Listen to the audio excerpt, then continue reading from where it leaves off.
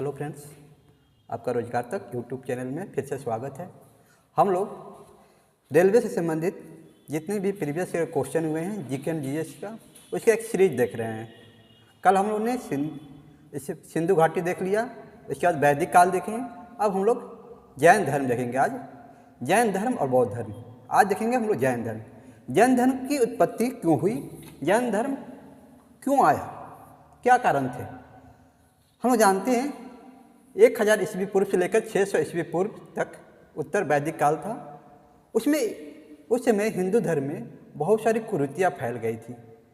पुरोहितों का वर्चस्व बढ़ गया था, जाति का वर्चस्व इतना अधिक हो गया था, महिलाओं का जो सम्मान था वो बहुत कम हो गया था उत्तर वैदिक काल में। देखते हैं पहला कारण क्या था। पहला कारण था जटिल कांडों और ब्राह्मणों के प्रभुत्व के साथ हिंदू धर्म जो था वो कठोर और रूढ़िवादी हो गया था। मतलब उसमें कोई भी आसानी से प्रवेश कर नहीं कर सकता था। बहुत सारे अनुष्ठान रीति रिवाज प्रचलित हो गए थे। दूसरा था वर्ण व्यवस्था, जो हम लोग जानते हैं जो वर्ण व्यवस्था है वो ऋग वैदिक काल से चला आ रहा है। 4 वर्ण थे, ब्राह्मण, क्षत्रिय, वैश्य और शूद्र। पहले ऋग वैदिक काल में आपको ये व्यवसाय के आधार पर था, लेकिन उत्तर वैदिक काल में ये जन्म के आधार पर हो गया। उत्तर वैदिक काल में ये जन्म के आधार पर 4 वर्गों में विभाजित किया। किसको? वर्ण व्यवस्था को, जिसमें दो वर्ग थे जो ब्राह्मण और क्षत्रिय थे, उनका वर्चस्व ज़्यादा था, उनको विशेषाधिकार प्राप्त था। 2 उच्च वर्गों को कई विशेषाधिकार प्राप्त थे। किसको? ब्राह्मणों को और क्षत्रियों को। इसके ये देखते हैं ब्राह्मणों के वर्चस्व के खिलाफ क्षत्रियों की प्रतिक्रिया क्या था कि जो ब्राह्मण वर्ण था उसका ज़्यादा वर्चस्व हो गया था, क्योंकि वो पुरोहित थे, यज्ञ और अनुष्ठान कराते थे। और अगला कारण था लोहे के औजारों के प्रयोग से उत्तर पूर्वी भारत, जो बिहार का जो मैदानी एरिया है, उसमें नई कृषि, जो गंगा का मैदान है वो क्षेत्र मान लीजिए, उसमें नई कृषि अर्थव्यवस्था का प्रसार हुआ, जिसके कारण लोग एक दूसरे से मेलजोल बढ़ा और नए धर्म की आवश्यकता महसूस की गई। अब देखते हैं जैन धर्म वो देखना है। जैन धर्म क्या कहता है?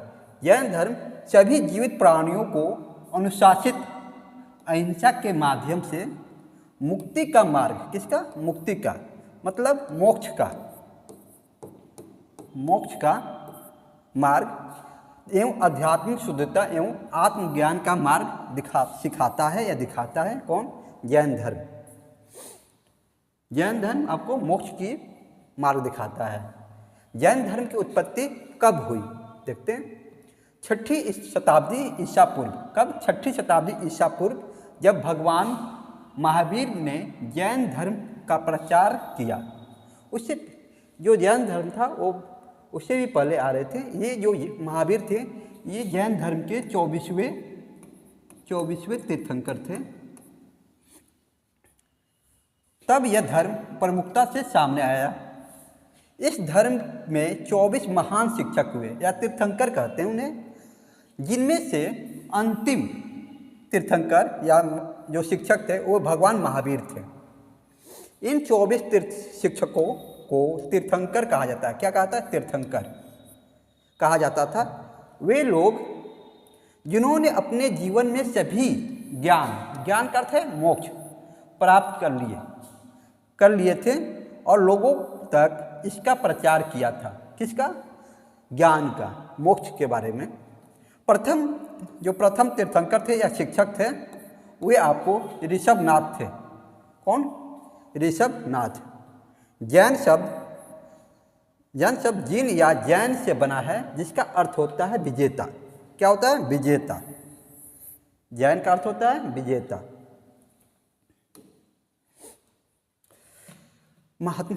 जो भगवान महावीर, वर्धमान महावीर हैं, ये 24वें तीर्थंकर वर्धमान महावीर का जन्म 540 ईसा पूर्व में। कब? 540 ईसा पूर्व में कहाँ हुआ था?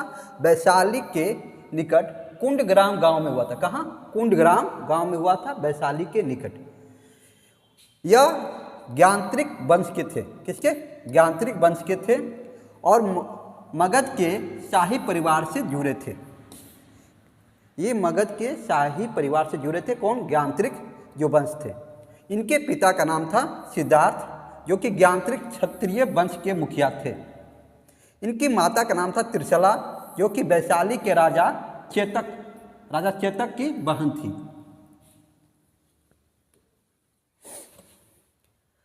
30 वर्ष की आयु में इन्होंने अपना घर त्याग दिया और एक तपस्वी बन गए। ये अपने बड़े भाई नंदीवर्धन के आदेशानुसार, मतलब उनसे परमिशन लेकर, आज्ञा लेकर ये घर त्यागे थे 30 वर्ष की आयु में और सन्यासी बन गए। उन्होंने 12 वर्षों तक तपस्या की और 42 वर्ष की आयु में कैवल्य, मतलब सुख, जो दुख और सुख पर विजय प्राप्त कर लिए, अर्थात मोक्ष की प्राप्ति, ज्ञान की प्राप्ति हुई उनको। कहाँ पर हुई थी? इनके जाम्भिक ग्राम में ऋजुपालिका नदी के तट पर साल वृक्ष के नीचे। किसके? साल वृक्ष, ऋजुपालिका नदी के तट पर इनको ज्ञान की प्राप्ति हुई थी। उन्होंने अपना पहला उपदेश पावा में, जो कि पटना के निकट है। कहाँ? पटना के निकट है, वहाँ पर उन्होंने दिया था। इनके शिष्य थे जो पहले मखलीपुत्र गोसाल, जो मखलीपुत्र गोसाल थे, इनके शिष्य थे। ये आजीवक संप्रदाय, कौन सा? आजीवक संप्रदाय के संस्थापक हैं। संप्रदाय के संस्थापक कौन है? मखलीपुत्र गोसाल, संस्थापक किसके? आजीवक संप्रदाय के, मखलीपुत्र गोसाल। और देखते हैं प्रत्येक तीर्थंकर के साथ एक प्रतीक जुड़ा हुआ है। पर जितने भी तीर्थंकर हुए हैं उनके साथ एक प्रतीक जुड़ा हुआ है। महावीर के साथ भी एक प्रतीक जुड़ा हुआ है, वो है सिंह। महावीर का प्रतीक है सिंह। अपने उद्देश्यों की पूर्ति के लिए उन्होंने कौशल, मगध, मिथिला, चंपा आदि प्रदेशों का भ्रमण किया। इस 468 ईस्वी पूर्व में, कब? 468 ईस्वी पूर्व, 72 वर्ष की आयु में बिहार के पावापुरी जगह है, पावापुरी में उनका निधन हो गया। एक मल्ल राजा के घर उनका निधन हुआ था।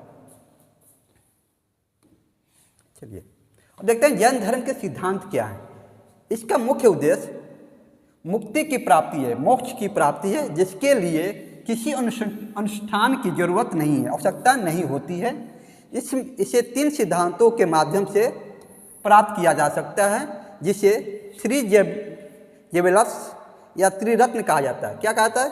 3 ज्वेलर्स या त्रिरत्न कहा जाता है। ये हैं सम्यक दर्शन, सम्यक ज्ञान और सम्यक चरित्र। अब देखते हैं जैन धर्म के 5 सिद्धांत, जिसे पंच महाव्रत भी कहा जाता है या अनुव्रत भी कहा जाता है। पहला है अहिंसा, जीव को चोट न पहुंचाना। दूसरा है सत्य, झूठ न बोलना, हमेशा सत्य बोलना। असत्य का है चोरी न करना, अपरिग्रह, संपत्ति का संचय न करना। और जो 5वां है ब्रह्मचर्य।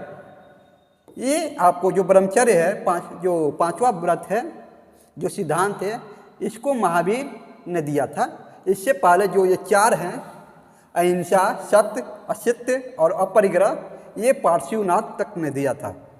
चलिए आगे देखते हैं जो दर्शन है इसका, जैन धर्म के दर्शन को देखते हैं। इसमें कहा गया अनेकांतवाद, जिसका अर्थ होता है बहुरूपता का सिद्धांत। दूसरा है स्यादवाद या शब्द भंगनीय, ये आपको सापेक्षता का सिद्धांत के बारे में बताता है। तीसरा है नवावाद, आंशिक दृष्टिकोण के सिद्धांत।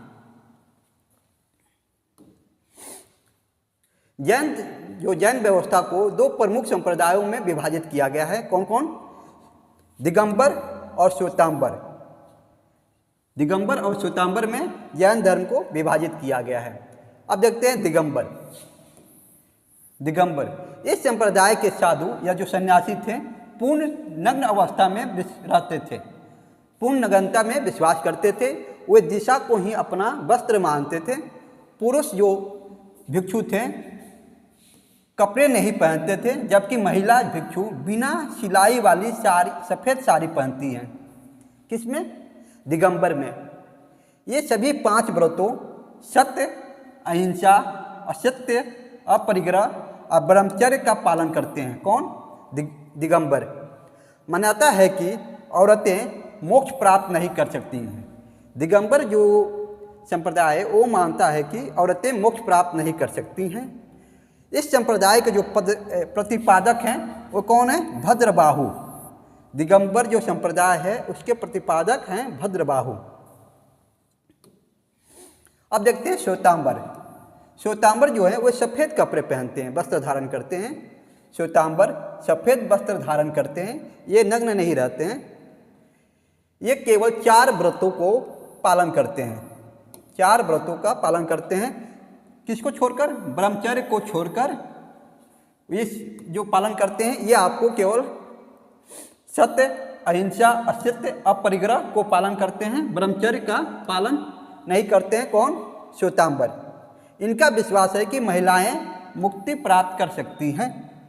इस जो संप्रदाय है, यह संप्रदाय जो श्वेतांबर संप्रदाय है उसके प्रतिपादक हैं आपको स्थूलभद्र। स्थूलभद्र श्वेतांबर के प्रतिपादक हैं। अब देखते हैं जैन परिषद। जैन धर्म में 2 परिषद हुई थी। पहली जो परिषद हुई थी, प्रथम जो सम्मेलन हुआ था, प्रथम सम्मेलन ये आपको पाटलिपुत्र में हुआ था। कहाँ हुआ था? पाटलिपुत्र, जो उस समय की मगध की राजधानी थी, पाटलिपुत्रा में हुआ था। कब हुआ था? 4th शताब्दी ईसा पूर्व में। इसके जो अध्यक्ष थे, प्रथम जो सम्मेलन हुआ था उसके अध्यक्ष स्थूलभद्र थे। कार्य क्या हुआ था इस सम्मेलन में? इस सम्मेलन में जैन धर्म के 12 अंगों का समाधान तथा श्वेतांबर और दिगंबर संप्रदाय के रूप में विभाजन हुआ था। कब हुआ था? जो प्रथम सम्मेलन 4ठी शताब्दी ईसा पूर्व में हुई थी, जो पाटलिपुत्र में हुआ था स्थूलभद्र के नेतृत्व में, उसमें ही जैन धर्म 2 भागों में विभाजित हुआ था, दिगंबर और श्वेतांबर। दिगंबर के प्रतिपादक भद्रबाहु थे और श्वेतांबर के स्थूलभद्र। जो द्वितीय सम्मेलन हुआ ये आपको गुजरात के वल्लभी जगह पर हुई थी। कब हुई थी? 512 ईस्वी में। ये जो पहला सम्मेलन ईसा पूर्व में हुआ था, 4ठी शताब्दी ईसा पूर्व में, जबकि द्वितीय सम्मेलन 512 ईस्वी में हुई थी। कब? 512 ईस्वी में हुई थी। इसकी अध्यक्षता देवर्षि क्षमा श्रवण ने की थी। देवर्षि क्षमा श्रवण। इसमें जो कार्य हुआ था, धर्म ग्रंथों का अंतिम संकलन कर लिपिबद्ध किया गया था। किसमें? द्वितीय सम्मेलन में। अब देखते हैं प्रमुख जो जैन तीर्थंकर है उनके प्रतीक। ऋषभदेव जिसे आदिनाथ कहा जाता है, इनके प्रतीक है वृषभ। ऋषभ से वृषभ। वृषभ किसे कहा जाता है? सार या बैल। अजितनाथ के जो प्रतीक है गज। संभवनाथ ये तृतीय तीर्थंकर थे, इनका प्रतीक है अश्व। अभिनव नंदन नाथ, इनका जो प्रतीक है कपि। सुमित नाथ, इनका प्रतीक क्रौंच। पद्म प्रभु, इनके जो प्रतीक है, इनको जो प्रतीक से सब दिखाते हैं हम लोग, प्रतीक है वो पद्म है। सुपार्श्वनाथ, इनका प्रतीक स्वास्तिक। चंद्र प्रभु, चंद्र प्रभु का प्रतीक चंद्र। सुविधिनाथ का जो प्रतीक है मकर। शीतलनाथ का प्रतीक श्रीवास्तव। श्रेयांसनाथ का गैंडा। श्रेयांसनाथ का जो प्रतीक है गैंडा है। वसुपूज्य का महर्षि। महर्षि। अब देखते हैं अगले जो तीर्थंकर है विमलनाथ बराह। विमलनाथ का बराह, अनंतनाथ शयन, धर्मनाथ वज्र, शांतिनाथ मृग, कुंथुनाथ अज, अमरनाथ मीन, मलिनाथ कलश, मनीष सुब्रत मनु, मणि सुब्रत कुर्म, मनीष सुब्रत का कुर्म है। नेमिनाथ को नीलोत्पल के का प्रतीक है, नेमिनाथ का जो प्रतीक है नीलोत्पल। अरिष्टनेमी जो तीर्थंकर थे, आपके कौन से थे? 22वें तीर्थंकर थे अरिष्टनेमी। इनका है शंख। जो 23वें जो तीर्थंकर हुए जैन धर्म में वो थे पार्श्वनाथ। सर्प फन इनका प्रतीक है। और 24वें और अंतिम जो तीर्थंकर हुए थे जैन धर्म में वो है महावीर। उनका जो प्रतीक है वो सिंह है। ये आपके एग्जाम में कई बार पूछते हैं प्रतीक, ये आप इसको स्क्रीनशॉट ले सकते हैं। चलिए नेक्स्ट देखते हैं, आगे देखते हैं हम लोग। जैन धर्म से जैन वास्तुकला के प्रकार। जैन समय था, जैन धर्म का समय था, उस समय वास्तुकला का प्रकार देखते हैं। लाना जिसे गुम्फा भी या गुफाएं कहा जाता है, ये कहाँ कहाँ हैं देखते हैं। एलोरा गुफाएं, एलोरा गुफाएं गुफा संख्या 30 से 35, ये आपको महाराष्ट्र में मिलेगा। कौन सा? एलोरा गुफा 30 से 35, ये जैन धर्म से संबंधित है। गुफा संख्या 30 से लेकर 35 तक, जो कि आपको महाराष्ट्र मिलेगा। मांगी तुंगू गुफा, मांगी तुंगू गुफा आपको महाराष्ट्र में मिलेगा, जो कि जैन धर्म से संबंधित है। गजपंथ गुफा, यह भी आपको जैन धर्म से संबंधित है, यह भी महाराष्ट्र में मिलेगा। उदयगिरी खंडगिरी गुफाएं, जो कि आपको जैन धर्म से संबंधित है, ये आपको उड़ीसा राज्य में मिलेगा। हाथी गुम्फा गुफा, ये आपको जैन धर्म से संबंधित है, ये आपको उड़ीसा राज्य में मिलेगा। शीतन वत्सल गुफा, ये शीतन वत्सल गुफा जो है ये आपको साउथ में तमिलनाडु में मिलेगा, ये जो कि जैन धर्म से संबंधित है। अब देखते हैं मूर्तियाँ, जैन धर्म से संबंधित मूर्तियाँ। गोमेश्वर या बाहुबली प्रतिमा, ये आपको श्रवणबेलगोला जो स्थान है कर्नाटक में वहाँ मिलेगा, जहाँ पर मौर्य वंश के जो संस्थापक थे चंद्रगुप्त मौर्य अंतिम समय में यही श्रवणबेलगोला में गए थे, जहाँ संलेखना की पद्धति के द्वारा अपना जीवन त्याग किए थे। यहाँ पर बाहुबली की प्रतिमा है। अहिंसा की मूर्ति, अहिंसा की मूर्ति, ऋषभनाथ की मूर्ति, ये आपको मांगी तुंगी पहाड़ियों महाराष्ट्र में मिलेगा। जियानलय मंदिर है, दिलवारा मंदिर, ये आपको माउंट आबू जो कि राजस्थान में है वहाँ मिलेगा। गिरनार मंदिर या पलिताना मंदिर आपको गुजरात राज्य में। मुक्तिगिरी मंदिर आपको महाराष्ट्र में मिलेगा। इसके अलावा वसदी जो है ये आपको कर्नाटक में जैन मठों की स्थापना या मंदिर है। अब देखते हैं साहित्य। जैन साहित्य को आगम कहा जाता है। जैन साहित्य को आगम कहा जाता है, जिसकी रचना श्वेतांबर संप्रदाय के आचार्यों द्वारा की गई थी। किसकी? आगम की। आचारांग सूत्र है। आचारांग सूत्र में जैन भिक्षुओं के आचार और नियम का विवरण किया गया। किसमें? जैन भिक्षुओं का आचार से संबंधित और नियमों से संबंधित विवरण दिया गया आचारांग सूत्र में। भगवती सूत्र जो कि महावीर के जीवन और 16 महाजनपदों के बारे में बताता है। किसमें? भगवती सूत्र में। कल्प सूत्र जो पुस्तक है इसके रचयिता हैं भद्रबाहु, ये आपको संस्कृत भाषा में रचित है। संस्कृत भाषा में कौन सा? कल्प सूत्र। जो आगम है या जो जैन साहित्य बहुत सारी पहले संस्कृत में लिखी जाती थी, बाद में प्राकृत भाषा, उसके अलावा कर्नाटक, तमिल, अलग अलग भाषाओं में लिखी गई। अब देखते हैं जो जैन धर्म है वो बौद्ध धर्म से किस तरह अलग है। जैन धर्म ने ईश्वर के अस्तित्व को मान्यता दी, जबकि बौद्ध धर्म ने ईश्वर की ईश्वर को मान्यता नहीं दिया। जैन धर्म वर्ण व्यवस्था की निंदा नहीं करता, जबकि बौद्ध धर्म निंदा करता है किसकी? वर्ण व्यवस्था की। जैन धर्म आत्मा के पुनर्जन्म में विश्वास करता है, जबकि बौद्ध धर्म नहीं करता। किसमें? आत्मा के पुनर्जन्म में।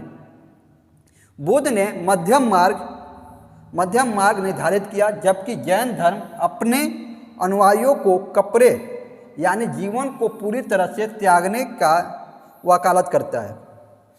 जो बुद्ध हैं उन्होंने अपने अनुयायियों को मध्यम मार्ग पर चलने के लिए कहा, जबकि जो जैन धर्म है ये अपने अनुयायियों को पूरी तरह से जीवन त्यागने को वकालत करता है। आप देखते हैं क्वेश्चन जो कि रेलवे से संबंधित विभिन्न एग्जामों में आए हैं प्रीवियस ईयर में। ये जो क्वेश्चन है पहला, ये आपको आरआरबी एनटीपीसी 2016 में आया था। अब देखते हैं क्वेश्चन क्या कर रहा है। त्रिरत्न की अवधारणा डैश से संबंधित है। ऑप्शन ए है सिख धर्म, ऑप्शन बी है जैन धर्म, ऑप्शन सी है बौद्ध धर्म, ऑप्शन डी है बी एंड सी। जो जैन त्रिरत्न है ये आपको बौद्ध धर्म और जैन धर्म दोनों में मिलता है, इसलिए उत्तर होगा option D B C, Jain धर्म और बौद्ध धर्म। अगला क्वेश्चन देखते हैं। महावीर डैश तीर्थंकरों में अंतिम तीर्थंकर थे। कितने तीर्थंकर हुए थे? 24 तीर्थंकर हुए थे, 24। उसमें ये अंतिम है, इसलिए सही उत्तर होगा ऑप्शन सी। अगला क्वेश्चन कह रहा है डैश में धार्मिक सुधारक वर्धमान महावीर और सिद्धार्थ गौतम बुद्ध सनातन धर्म की, जो हिंदू धर्म था, सनातन धर्म की मुख्य धारा से अलग हो गए थे डैश में, और अंततः अपना धर्म जैन धर्म किसने? महावीर ने, और बौद्ध धर्म सिद्धार्थ गौतम ने स्थापित किया था। कब किया था? ऑप्शन ए है 6ठी शताब्दी ईसा पूर्व, ऑप्शन बी है 8वीं शताब्दी ईसा पूर्व, ऑप्शन सी है 4ठी शताब्दी ईसा पूर्व, ऑप्शन डी है 7वीं शताब्दी ईसा पूर्व। इसका सही उत्तर होगा ऑप्शन ए 6ठी शताब्दी ईसा पूर्व में ही इन्होंने हिंदू धर्म से जो कि सनातन धर्म है उससे अलग होकर अपना नया धर्म बनाए थे। महावीर ने जैन धर्म और गौतम ने बौद्ध धर्म। अगला क्वेश्चन देखते हैं। निम्नलिखित में से किसके द्वारा यह प्रतिपादित किया गया कि नियति सब कुछ निर्धारित करती है, व्यक्ति शक्तिहीन है?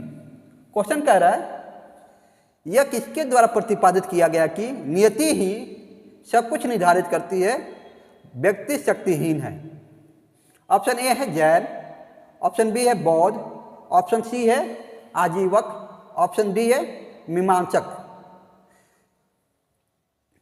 मखलीपुत्र घोषाल ने, जो कि आजीवक संप्रदाय के हैं, इसने ही प्रतिपादित किया था कि नियति सब कुछ निर्धारित करती है, व्यक्ति शक्तिहीन है। इसलिए सही उत्तर होगा ऑप्शन सी, आजीवक ने यह प्रतिपादित किया था। नेक्स्ट क्वेश्चन देखते हैं। प्रसिद्ध संत पार्श्वनाथ का संबंध किस धर्म से है? अभी हम लोगों ने देखा जो 23वें तीर्थंकर थे जैन धर्म में, वो आपको पार्श्वनाथ थे। इसका सही उत्तर होगा ऑप्शन डी जैन। चलिए नेक्स्ट क्वेश्चन देखते हैं। अगला क्वेश्चन कह रहा है दिगंबर और श्वेतांबर पद संबंध है किस धर्म से? ऑप्शन ए है बौद्ध धर्म, ऑप्शन बी है जैन धर्म, ऑप्शन सी है ईसाई धर्म, ऑप्शन डी है इस्लाम धर्म। अभी हम लोगों ने देखा पहला जो फर्स्ट सम्मेलन हुआ था पाटलिपुत्रा में, जो जैन धर्म की प्रथम जैन सम्मेलन जो कि 4ठी शताब्दी ईसा पूर्व में पाटलिपुत्र में हुआ था अस्तुलभद्र की अध्यक्षता में। उसमें ही जैन धर्म 2 भागों में विभाजित हो गया था, दिगंबर और श्वेतांबर में। इसलिए सही उत्तर होगा ऑप्शन बी जैन धर्म। नेक्स्ट क्वेश्चन देखते हैं। अगला क्वेश्चन कह रहा है पहली जैन परिषद कहाँ आयोजित की गई थी? पहला ऑप्शन है कुशीनगर, ऑप्शन बी है पाटलिपुत्र, ऑप्शन सी है मदुरै, ऑप्शन डी है बल्लभी। अभी हम लोग देखा था बल्लभी में हुआ था द्वितीय सेकेंड जो जैन परिषद का सम्मेलन हुआ था वो बल्लभी में हुआ था। जो पहला हुआ था आपको पाटलिपुत्रा में हुआ था। ऑप्शन ए बी सही उत्तर होगा पाटलिपुत्र, क्योंकि यहाँ पहला पूछ रहा था। क्वेश्चन, अगला क्वेश्चन कह रहा है भगवान महावीर का मूल नाम क्या है?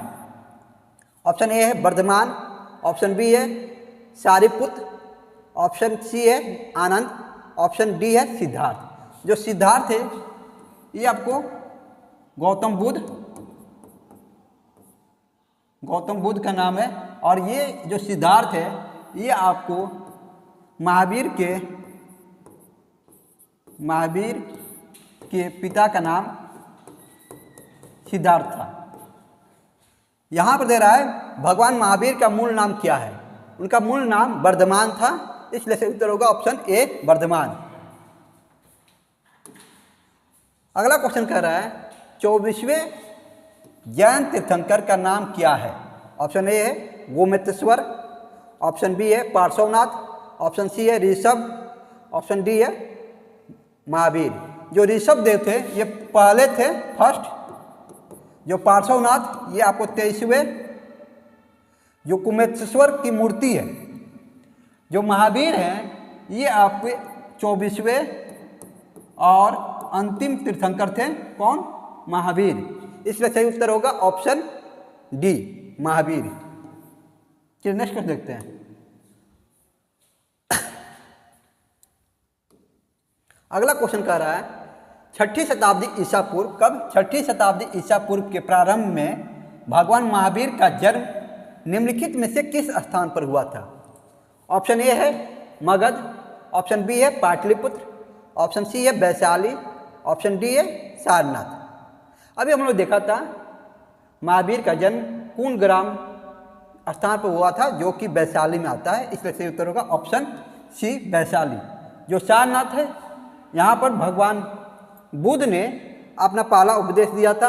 पाटलिपुत्र मगध की राजधानी थी, मगध राज्य था उस समय। चलो नेक्स्ट क्वेश्चन देखते हैं। अगला क्वेश्चन कर रहा है जैन मठ संस्थानों को क्या कहा जाता है? ऑप्शन ए है अपरिग्रह, ऑप्शन बी है श्वेतांबर, ऑप्शन सी है तीर्थ, ऑप्शन डी है वसति। यहाँ कह रहा है जैन मठ हो, जो मठ है उसको क्या कहा जाता है? जैन मठ को वसति कहा जाता है, इसका सही उत्तर होगा ऑप्शन डी वसति। चलिए नेक्स्ट क्वेश्चन देखते हैं। अगला क्वेश्चन कह रहा है डैश को वह पवित्र व्यक्ति माना जाता है जिसने जैन धर्म को उसका वर्तमान स्वरूप प्रदान किया। ऑप्शन ए है महावीर, ऑप्शन बी है वासुदेव, ऑप्शन सी है ऋषभनाथ, ऑप्शन डी है दिगंबर। यहाँ पर पूछ रहा है कि वर्तमान स्वरूप मतलब अभी जो प्रेजेंट में है वो कुछ नहीं दिया। तो अंतिम जो व्यक्ति थे, जो अंतिम तीर्थंकर थे जैन धर्म के, वो थे महावीर, जिन्होंने वर्तमान स्वरूप दिया। इसका सही उत्तर होगा ऑप्शन ए महावीर। चलिए नेक्स्ट क्वेश्चन देखते हैं। अगला क्वेश्चन कह रहा है निम्नलिखित में से किस राज्य में पालिताना मंदिर, जो कि एक जैन तीर्थ स्थल है, स्थित है? अभी हम लोगों ने देखा था पालिताना मंदिर कहाँ स्थित है, और ऑप्शन दे रहा है। ए ऑप्शन है कर्नाटक, ऑप्शन बी है गुजरात, ऑप्शन सी है झारखंड, ऑप्शन डी है राजस्थान। इसका सही उत्तर होगा ऑप्शन बी गुजरात। गुजरात में आपको पालिताना मंदिर स्थित है। चलिए नेक्स्ट क्वेश्चन देखते हैं। अगला क्वेश्चन कह रहा है जीवन में जिन 5 बंधनों को जैन धर्म के लोगों द्वारा पालन करना होता है उनमें से निम्न में से किसका अर्थ गैर अभिग्रहण, क्या गैर अभिग्रहण मतलब नॉन एक्यूजेशन है? Non accusation. ऑप्शन ए है ब्रह्मचर्य, ऑप्शन बी है अपरिग्रह, ऑप्शन सी है असत्य, ऑप्शन डी अहिंसा। अहिंसा का अर्थ है हत्या नहीं करना, असत्य का अर्थ है चोरी नहीं करना, चोरी न करना। अपरिग्रह का अर्थ है संपत्ति इकट्ठा नहीं करना, संपत्ति एकत्र न करना।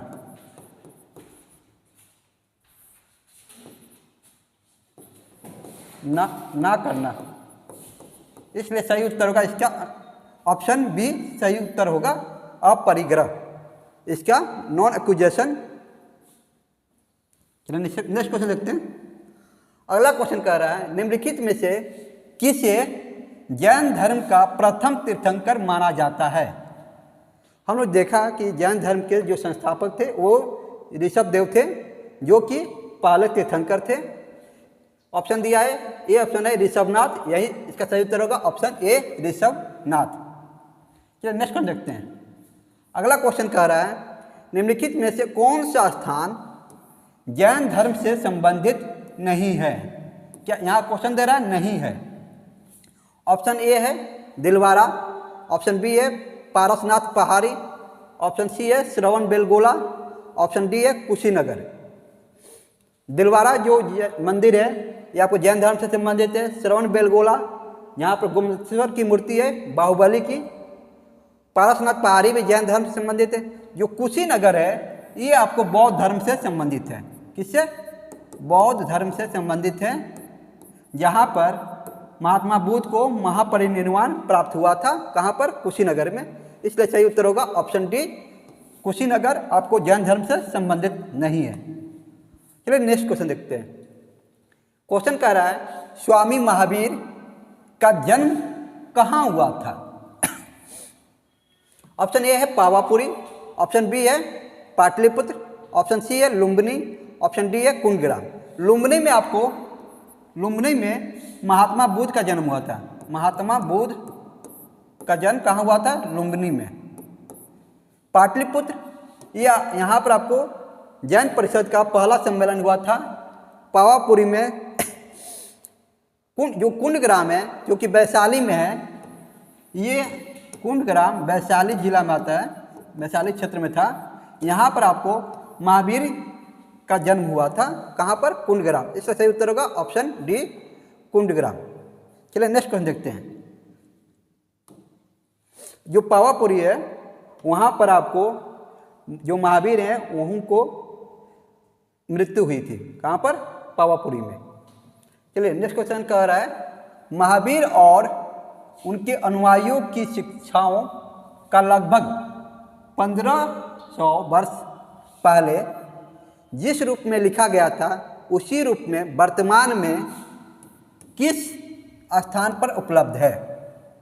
क्या क्वेश्चन कर रहा है? महावीर और उनके अनुयायियों की शिक्षाओं को लगभग 1500 वर्ष पहले जिस स्थान पर लिखा गया था उसी रूप में वर्तमान में किस स्थान पर उपलब्ध है। ऑप्शन ए है बिहार में वैशाली, ऑप्शन बी है बिहार में लछुआर, ऑप्शन सी है बिहार में पावापुरी, ऑप्शन डी है गुजरात में बल्लभी। इसका सही उत्तर होगा ऑप्शन डी गुजरात के बल्लभी में उपस्थित है। जैसा पहले था वैसे ही एक वहाँ पर सुरक्षित रखा गया है। कहाँ पर? बल्लभी में। बल्लभी में ही द्वितीय जैन परिषद हुआ था। चलिए नेक्स्ट क्वेश्चन देखते हैं।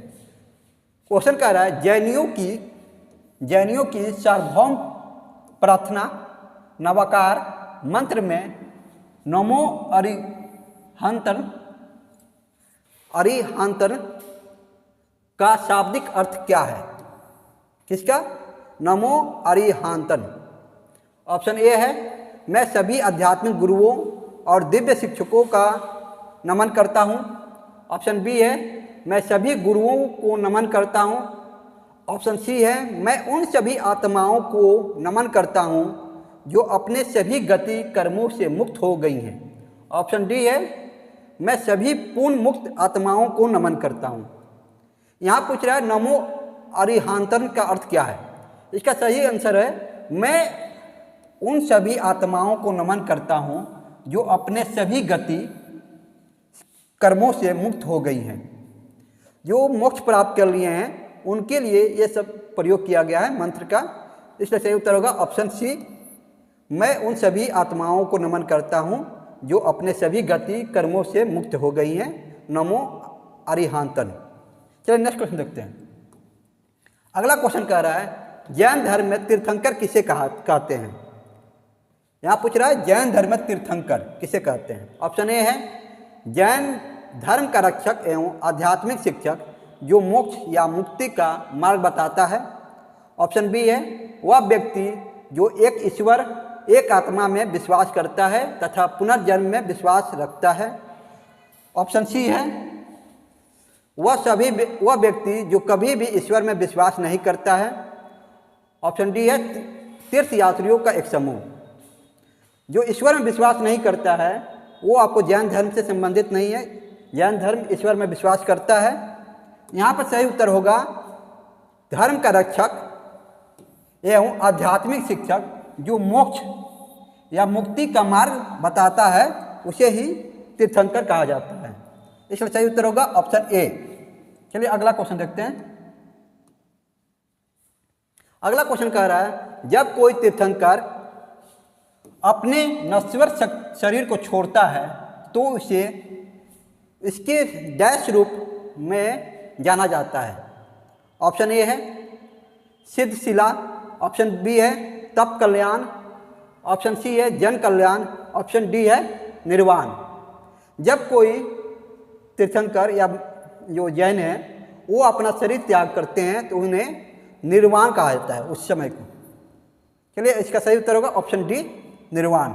चलिए नेक्स्ट क्वेश्चन देखते हैं। चलिए ये रहे आज के जैन धर्म से संबंधित प्रीवियस ईयर के क्वेश्चन। अगर ये वीडियो आप लोग को अच्छा लगा हो तो इस वीडियो को लाइक करें और चैनल को सब्सक्राइब करें। इस तरह का क्वेश्चन जो प्रीवियस ईयर क्वेश्चन है का सीरीज चलता रहेगा। Thank you.